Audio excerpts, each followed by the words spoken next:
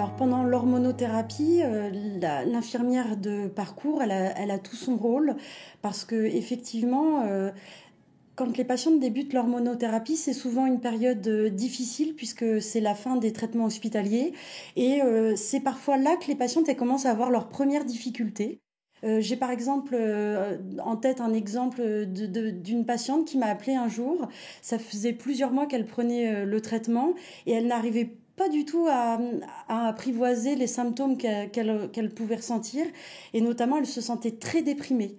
Et elle ne comprenait pas ce qui lui arrivait puisque c'était quelqu'un de très, très jovial habituellement. Et effectivement, à ce moment-là, elle m'a appelée sur la permanence téléphonique et elle m'a expliqué ce qu'elle ressentait. Je lui ai proposé qu'on se rencontre et on a trouvé ensemble des solutions pour pouvoir justement lui donner les clés pour passer ce cap difficile.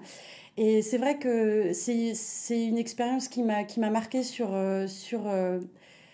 mon métier, puisque c'est quelque chose qui lui a permis de rebondir, de continuer son traitement et de se sentir bien aujourd'hui.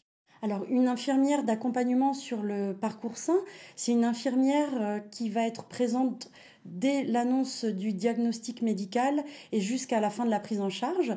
Son rôle, c'est d'accompagner les patientes dans les explications qu'on peut leur fournir par rapport aux différentes phases de traitement et étapes du parcours de soins.